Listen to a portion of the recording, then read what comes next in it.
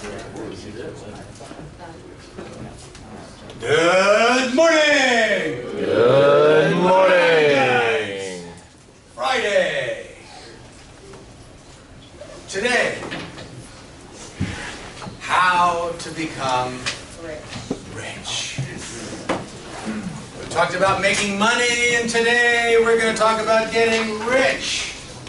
Rich financially, rich emotionally, rich intellectually.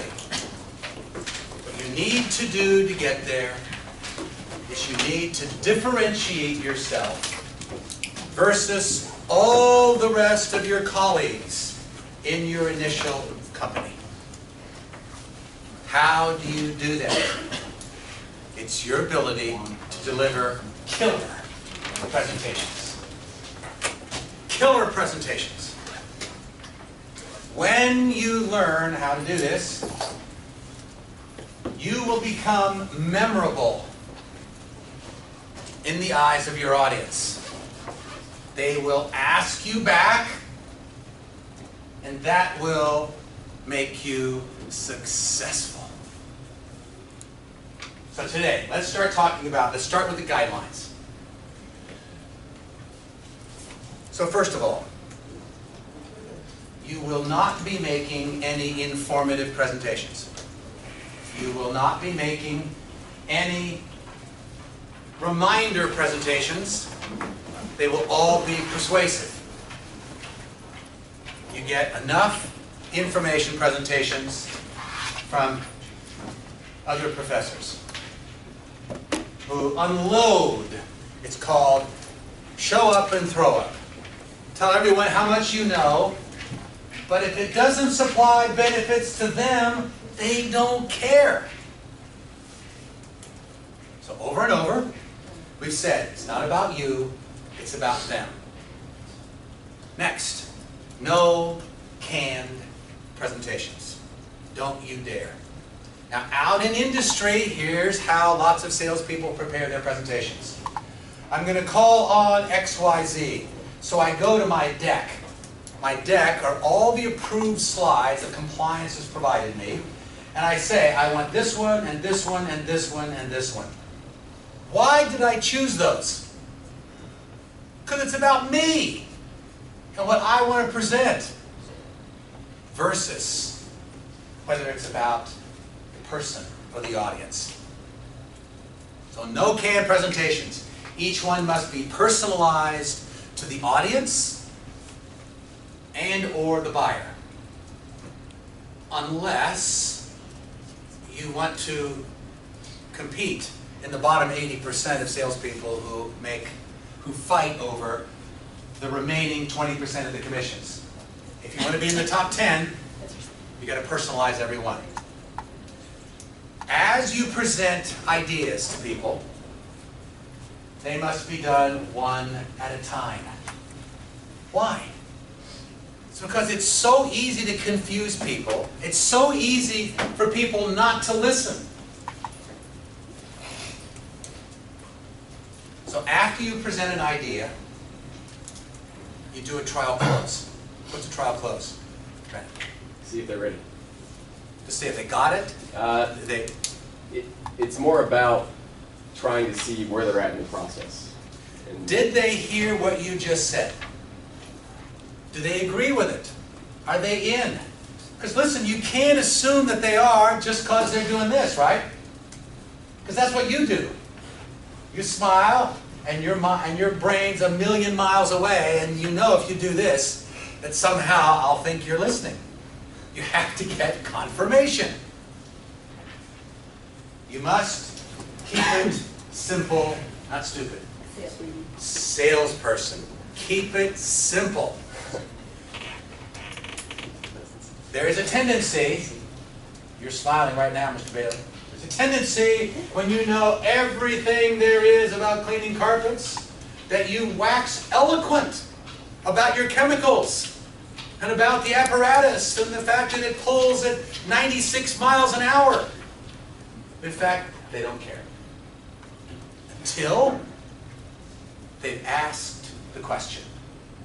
Once they ask the question, then they're interested in the answer. You must appeal to the 5 senses. As many as possible. Why, Ms. Woodruff? To keep their attention. To keep their attention, that's part of it. Part of it. Where are the 5 senses located in the brain? Here. Caveman brain, right there. Fight or flight, that's where all the emotions are. So when you can ignite one of those motives, when they smell it, they taste it, they see it, they hear it, they touch it, goes right to the caveman brain. So when you can, if you're selling soup, they need to smell it and taste it.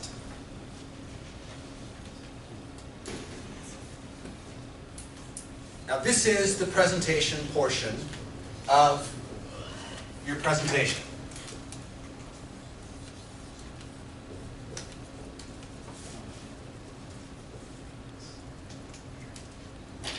%70 of your presentation is finished.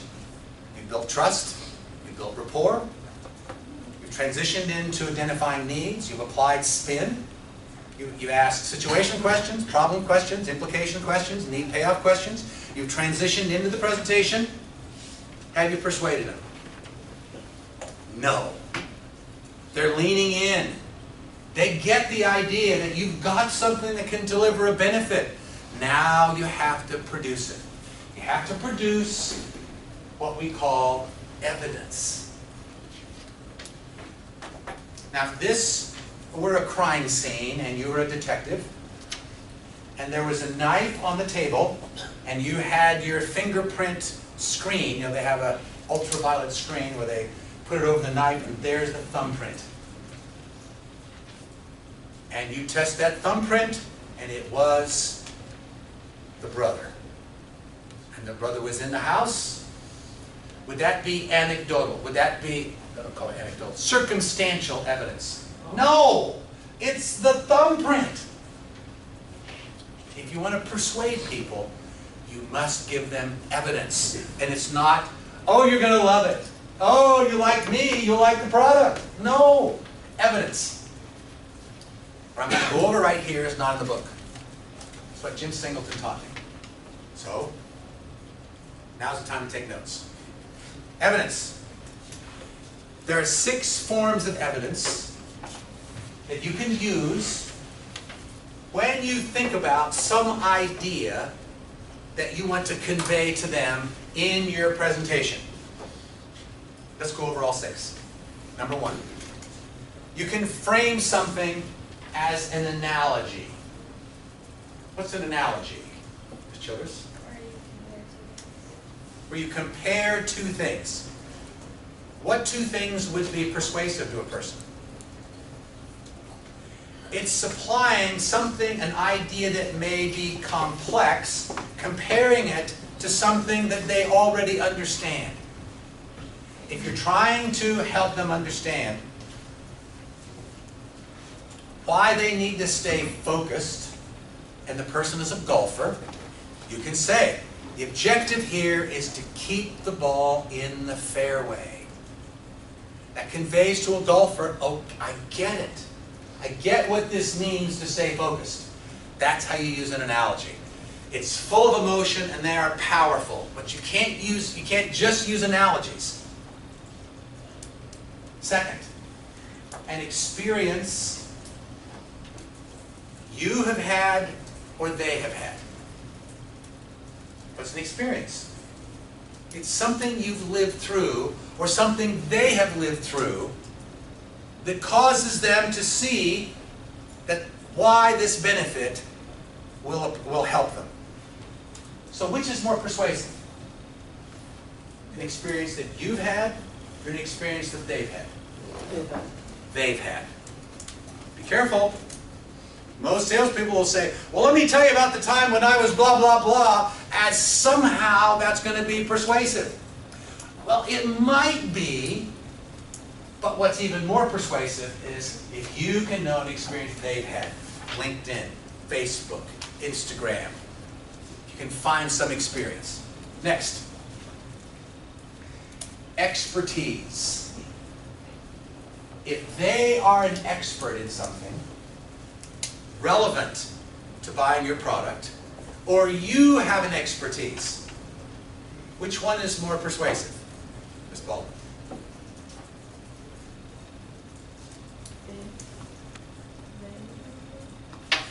Your voice went up like you're questioning. If they have expertise, that would be more persuasive than if you have expertise. Yes. Now, Mr. Bailey goes, oh, wait. I have all the expertise in cleaning carpets. You know, I mean, what I'm thinking is you don't want them to have the expertise, because then they're going to be harder to sell to, wouldn't they? If they have the knowledge, if you say, you have cleaned carpets for your entire life, and you know what a good carpet looks like, right? A good clean carpet. Yes, I do. You're right, I've cleaned forever. Now, if you then, as you're sweeping, you put, I've seen people do this. They go over a spot that someone's already used their own vacuum cleaner, and they use their rainbow or whatever it is, and they sweep, and there's clear water, and there's dirt going into the water. That's a fabulous demonstration. But you got there by saying, you know what clean means. Yes, I do. Now, wow, I didn't know that. That's being persuasive. An example. If they bought something like this last week, and you want to persuade them to buy this week, and they can look at that example as a proof statement that they should buy this, then you're knocking on the right door. An example can be a powerful piece of evidence. Next, a fact. What is a fact? Are you pregnant or not? You are the authority. Now, a fact is something that exists today and you can cite a reference. You have your right to your own opinions. You do not have your right to your own facts. A fact is something that exists independently of your opinion, and you cite the source. That could be a powerful piece of evidence if it's not a fake fact, right? Last, a statistic. Way overused in financial services. Way too many graphs and concepts. If you're going to use a statistic, make it simple.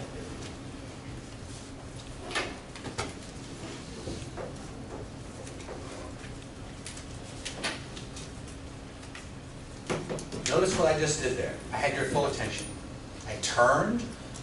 I'm not talking. I wrote 17%. I put the marker down so it doesn't distract. I turned to you, and you're saying, what's 17%? That's how you use a statistic. It has to be really simple. And then you drive home why that 17% is a benefit to them. Now we've got the 6 forms of evidence, powerful pieces of evidence. But there's more. What is a testimonial? A testimonial is someone saying something very positive about you, your performance, your product, your service. How do you get someone to give you a testimonial? Well, first of all, if you ask someone, would you write a testimonial? Would you write a testimonial for why you like my class? You go, well, yeah, I guess, but so what do I have to do? I have to sit down, I have to think it up, and I have to write it down? No. The best way for a testimonial to work is when a customer says to you, I liked what you did for me right here. And you say, Mr. Gordonley?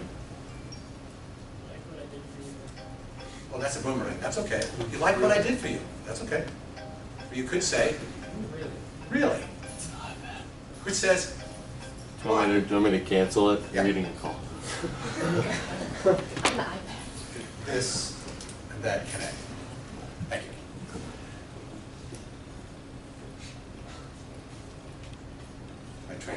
Really? Really? Okay. So you say, really?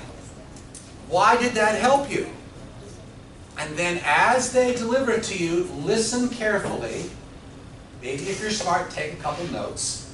And then say to them, thanks so much. Every now and then I get a great story from someone like you, and I really appreciate that you appreciate what we're doing here. Can I ask you for a favor? Well, sure. Could I go back and write a letter that contains what you just told me? I'll send it to you in an email, and could you put that on your own letterhead and sign it? That would help me immensely to help more people like you. And chances are the person will do it, especially if they volunteered the information. That's how to get a testimonial. How valuable are testimonials? Why does Amazon put a comments section under everything that you wish to buy? And they verify the source, right? They verify for you whether this person actually bought it. Because it's a powerful, persuasive tool. You don't buy today unless you can look at the comments section. And if there aren't a dozen, you think, maybe employees are in there putting in their own recommendations. So, testimonials, fabulous pieces of evidence. Next, a guarantee. Way overused. But I learned this from my dad. Remember, dairy drugs, where service was part of the purchase, and prescriptions are priced right to the penny. I was 12 or 13 years old, and Dad watched me handle a return, someone bringing something back. I didn't do it very well. He brought me into his office. He said, let me explain to you how to do it. He said, you can tell when someone's going to return something because they've got a brown paper sack under their arm, they're walking toward you, and they're scowling. Because they expect there's going to be a fight. I don't want to return this, I don't like it, it doesn't work. When you see that, that's a return, and you smile, and you say, good afternoon! And you walk up to them, and you say, would you like to return that?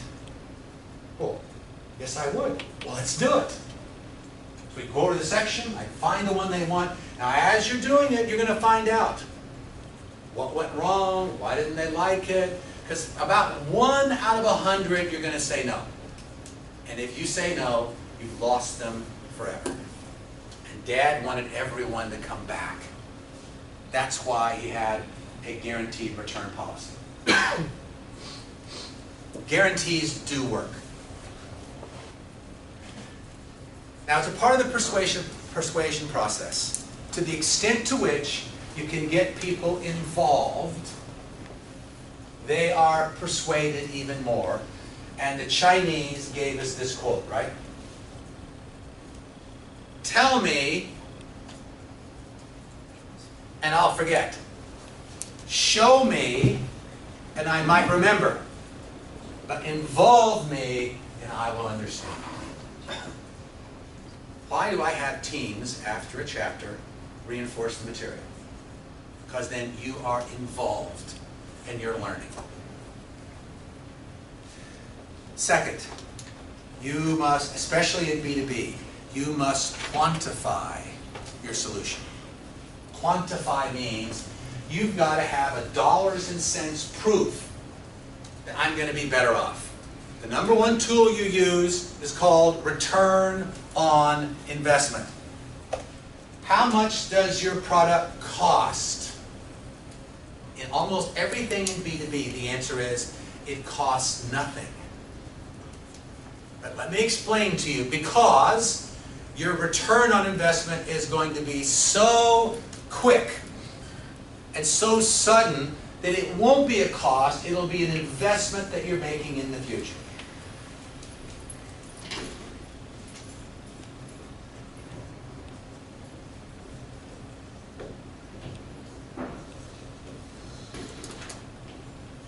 If you invest $10,000 today,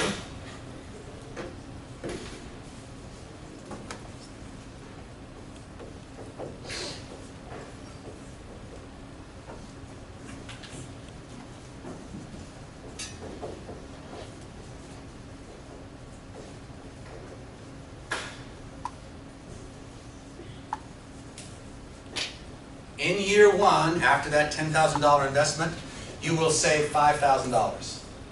Year two, you will save another $5,000. Year 3, 4, 5, for the next 10 years, you'll save $5,000. See, that's a powerful piece of evidence if it's true. Next, a cost-benefit analysis. Now, although it's early, you have to control the discussion of price. Anytime you make a presentation, at the beginning, if the person is interested, the natural thing they will ask is, can you offer it to me for a little bit lower? how much? How much is it? Why? Because what we do is we compare everything we buy to the meager amount of dollars that we have. And we say, do I want to buy this or this or this or this or this or this? So this pops up and you go, how much? You're comparing. Now before you have delivered value, the cost sounds like a lot. So how much is this?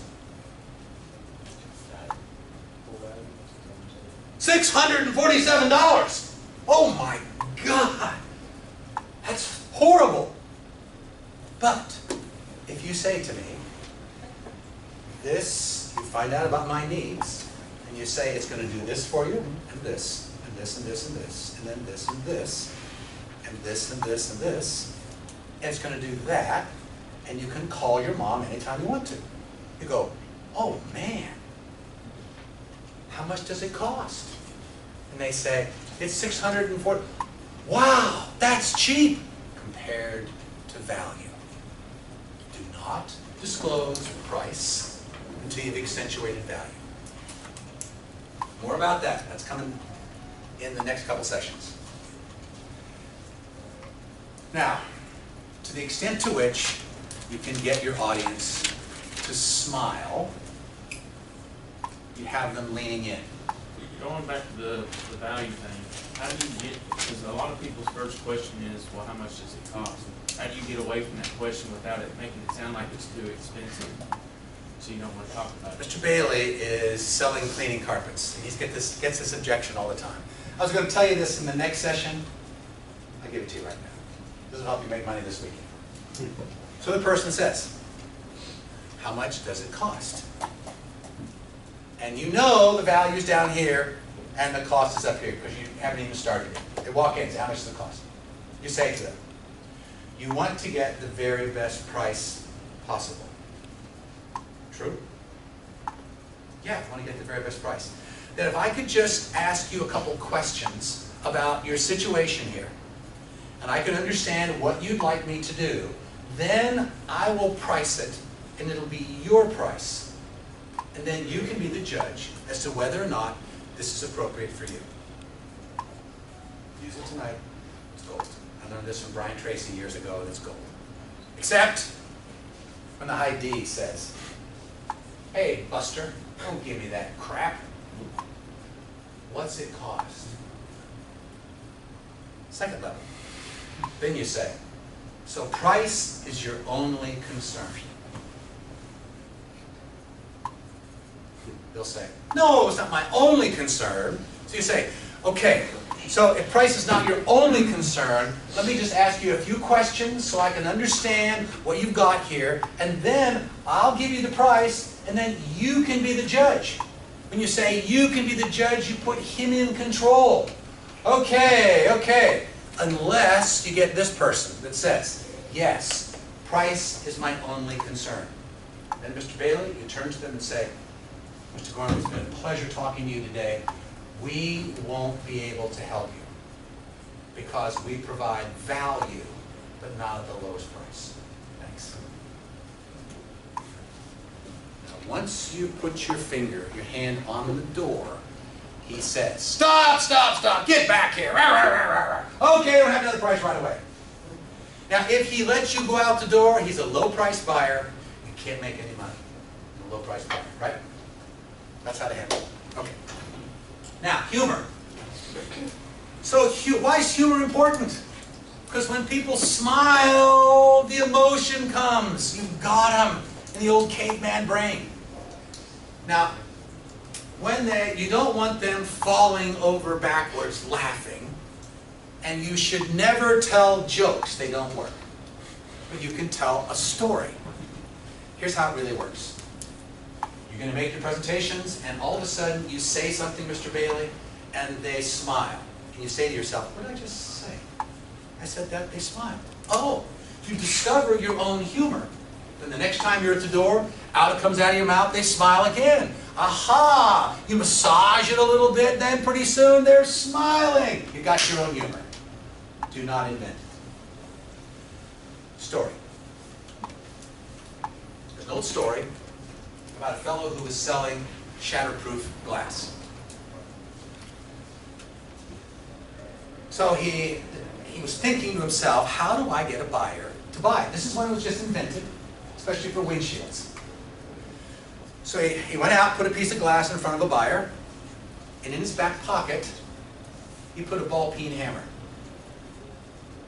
He said, I'd like to show you a piece of glass that when it breaks, it won't shatter.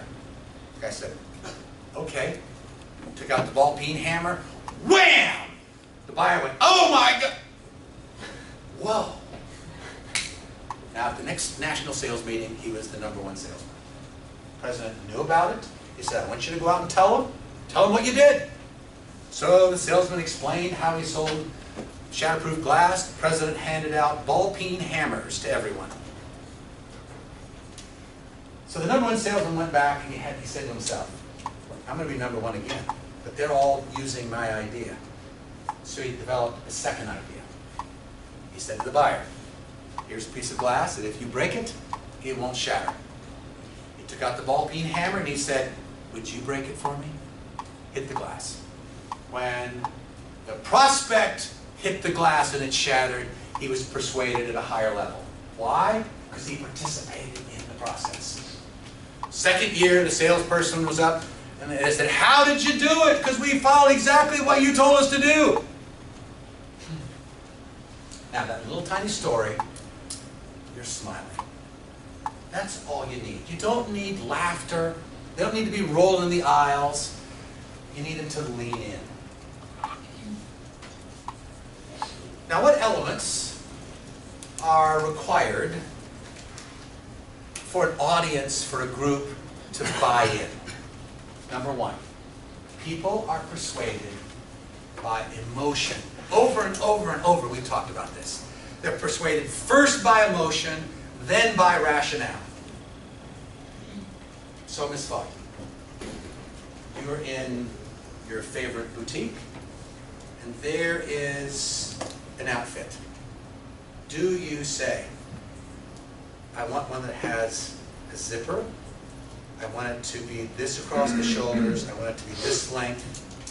No, you go, wow. Then you rationalize it. How much does it cost? Oh, no. Well, when can I wear it? What can I wear it with? We need to rationalize it. But we persuade ourselves emotionally. That's why you have to invoke emotion. Second, over and over, we've learned. People buy from people they like and then trust.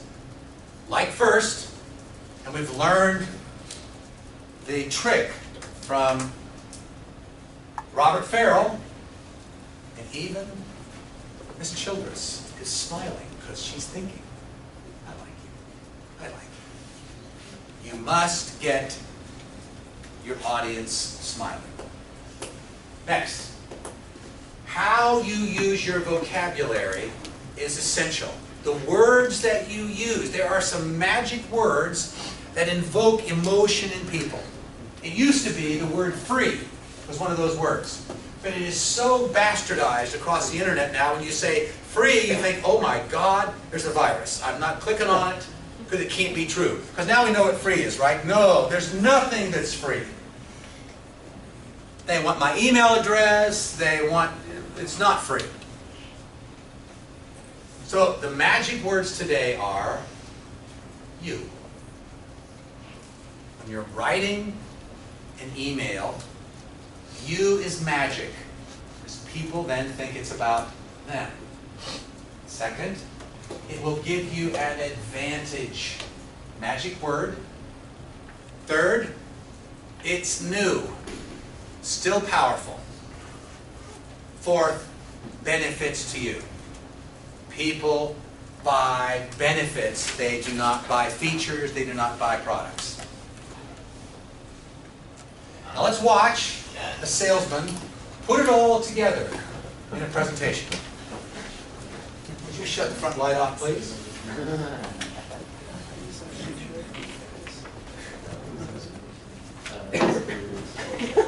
Yes. What my associate is trying to say is that our new brake pads are really cool. You're not even going to believe it. Like, let's say you're driving along the road with your family, and you're driving along, la la la, woo, and then all of a sudden there's a truck tire in the middle of the road, and you hit the brakes. Whoa, that was close. Now let's see what happens when you're driving with the other guy's brake pads.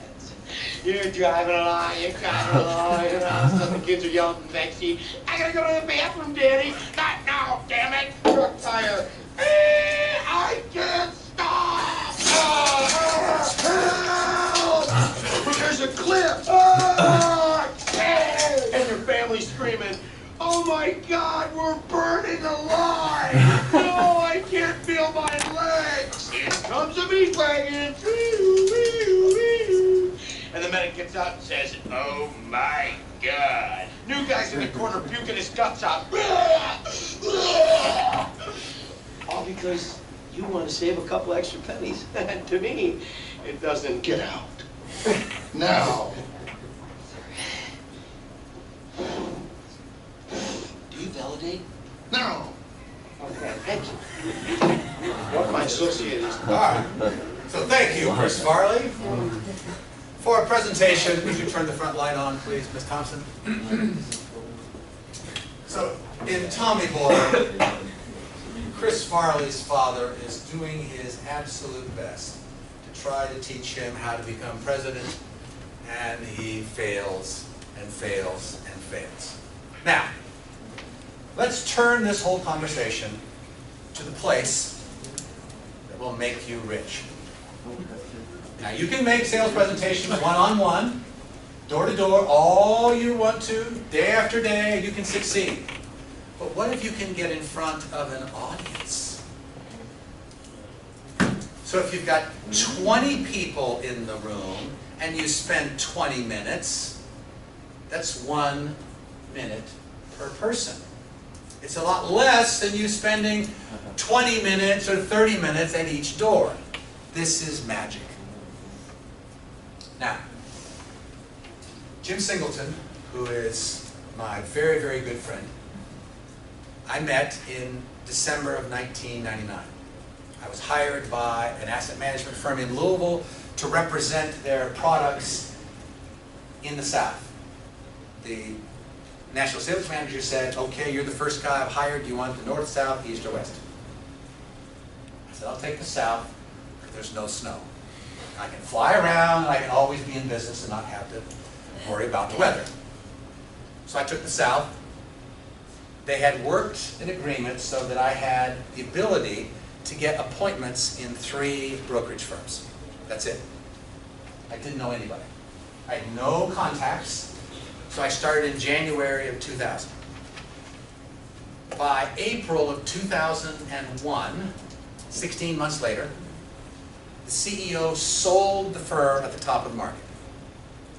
In that 16 months, I raised $1.2 billion. And I got paid a commission on that. And I got, as long as the agreement was, as long as the money is invested, I got a 2 basis point trail. 0.0002 times 1.2 billion. That was $240,000 a year, as long as the money stayed invested. I thought I was in hog heaven until the firm was sold. When the firm is sold, my deal was gone. Now, I got paid a bonus. I got paid handsomely. But the issue was, how did I do it? I give complete credit to Jim Singleton. I was hired because I was a good presenter. And I said to him, let me go, I'm ready to go. They said, no, you got to spend 2 days with Singleton. Okay. So this guy Singleton taught me what I'm teaching you here and what I'm going to teach you in 425. I got a question. So, if you're such an awesome salesman, why are you teaching? Oh. If I'm I'm not trying such an to, I'm not awesome, trying to thank you, diss Mr. Bailey. but I just- That question is on lots of people's minds. So why? Because, you're right, I get, what I've discovered, now it's been 9 years, I get a lot of satisfaction in helping you get ready and then seeing you launch. And then I get an email here and an email here and a blah, blah, blah. And so I like that. That's why I'm doing it. Am I rich financially? No, not rich. I got some. You know, in sales, the mistake that salespeople make, that I made, is I didn't save 20% of what I made. I tell you to do that. I started that way. I thought, wow, this is going to be easy. I won't have to save anymore. Nope, wrong. So save 20% of what you make. Groups. Let's talk about how to make presentations in the boardroom. Now, typically, when you make a presentation in the boardroom, they spell boardroom incorrectly. It should be spelled B-O-R-E-D, because most presentations in the boardroom are boring. You cannot risk being bored. So how do you think about setting up and how do you deliver a group presentation? This is what I did for that 16 months. Singleton taught me a ton. First, you must know who the audience is. If you can know their demographics, that's helpful. If this is a presentation to a committee of people in a company, you need to know every person who's going to be in the room, and you need to find out their names, and then you need to identify everything about that person that you can. So in the midst of your presentation, you know that this is Gormley, and this is Baldwin, and this is Smallwood, and you know what you do, and how you do it, and what your style is, so you can personalize your presentation. Because you have to persuade every person in the room. So you have to know their roles. Second, know them one by one. It's amazing how much you can know about a person on LinkedIn, especially what they do outside of their business time. What groups are they in? What do they like to do on Facebook? What are they doing at home when they're not working? What makes their life real? That's tied to one of the 7 motivators. So you have to apply DISC. You have to watch them. You have to ask people about them. And second, you have to understand, to the extent you can, how they're motivated. Because the best presentation, just like I present to you, is person to person. Eyeball to eyeball, person to person. That evokes the emotion you need. Now, some things to remember to make your presentation go seamlessly. 1, call in advance. Develop a relationship with someone at the firm who can know what the room looks like. If you build a relationship with that person after a successful introduction, you send her a Starbucks coffee card for $5 and you say, go have, thanks very much, you really helped me. Build a relationship with that person. You can ask who they are, what they do. Next, when you arrive early. If you arrive on time, you're late. Why? Because unexpected things happen when you arrive early. You want to be able to see it, experience it. You want to be able to talk to people just one-on-one so they get to know you. It's not this amorphous person who's going to make this great presentation. Next, you got to go into the room and look at the room. there are many situations in which you can just change the seating so that you are in control. Why don't we have here the screen here? Because I fought them. Everyone had the screen right here. So they'd be over here, and the slides would be going, and they'd be reading the slides. No, the screen's there. Because you are the presentation. Not your slides, not your images, it's you that have to drive the emotion. You got to check all the audio visual equipment and make sure it works. You got to test run it. Now what happens if it doesn't work? You have a backup plan. Sometimes when you make a presentation, in the asset management business, you get the ability to present to an investment committee. And the consultant that brings you in designates, these are the 4 who I'm confident that can deliver the returns to you, and the investment committee chooses one of the 4 to become their manager. This is where presentation skills really play out. Because now it's kind of a, who do we like? Who do we feel good with? In this situation, you want to be, if there's no incumbent, all 4 candidates, you want to go last. If you're the incumbent, you want to go first. You want to set the benchmark. You know them, you know the environment. The other guys cannot compete with a good incumbent that takes control and is the first presenter. What happens if you're the last presenter? This actually happened. Steve Mullins told me this. So he's ready to present, all ready.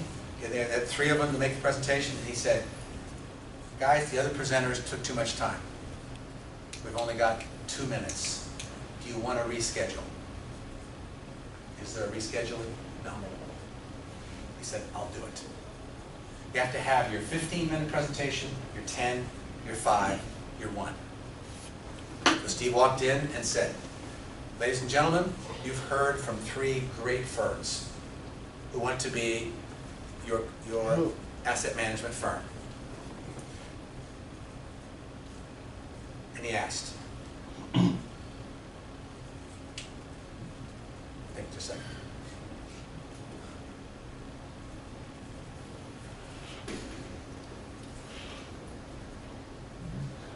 Make sure I get this.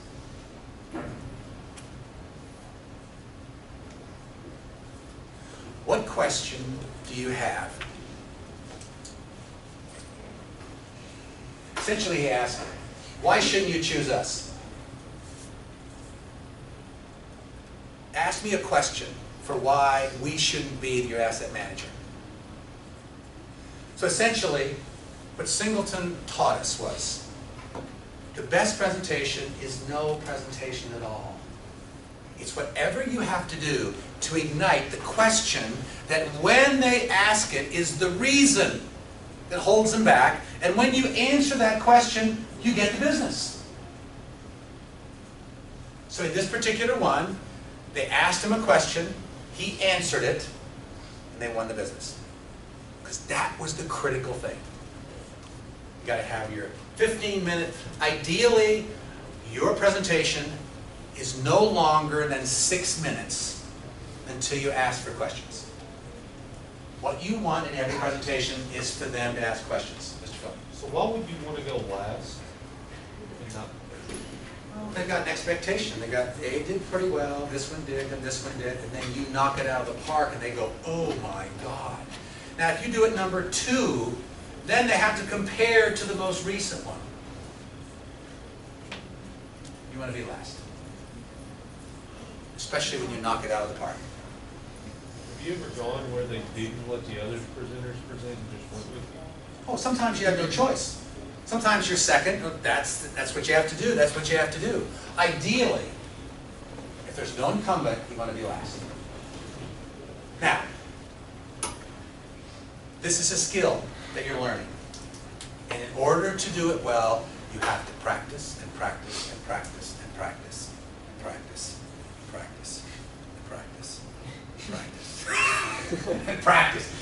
You can't practice too much, because ideally you want to connect your brain to your mouth. And the more you practice it, now not verbatim, the more you've got your images. When the image comes up, you know how to embellish that image. You know how to deliver it with passion.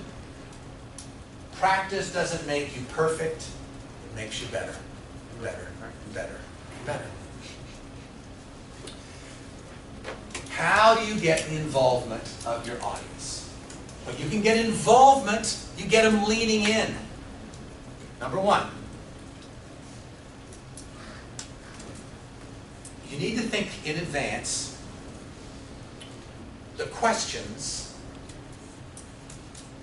that will probably emerge given what you know about your product, what you know about your service, and what you know about them.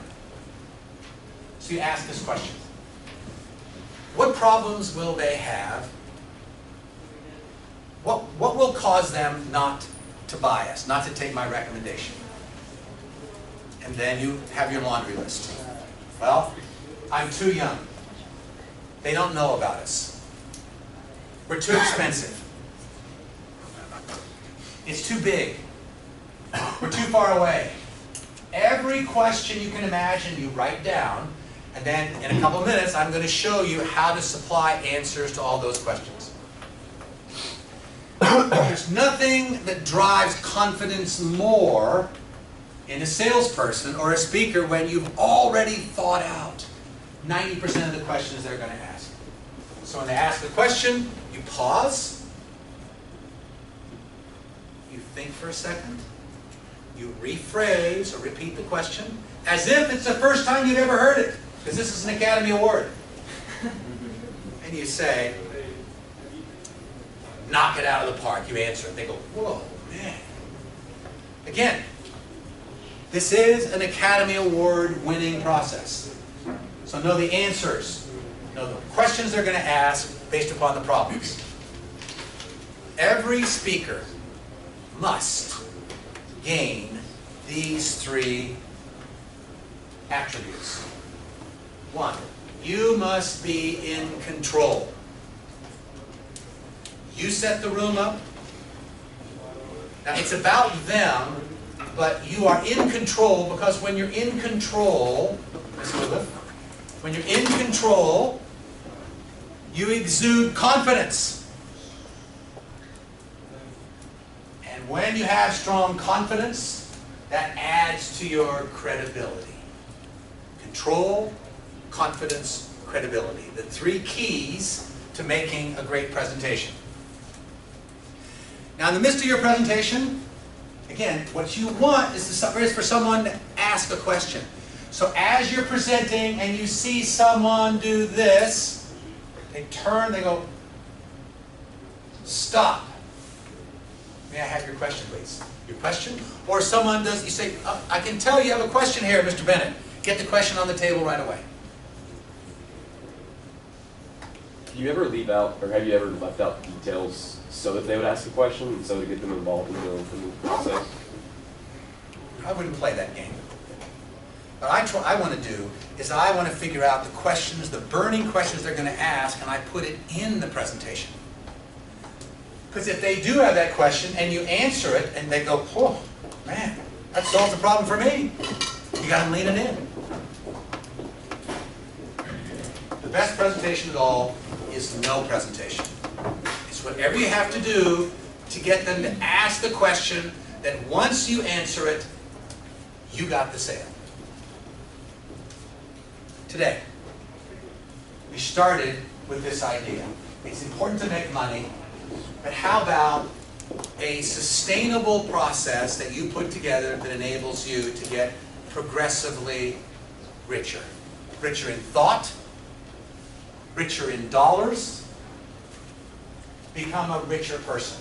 You will distinguish yourself.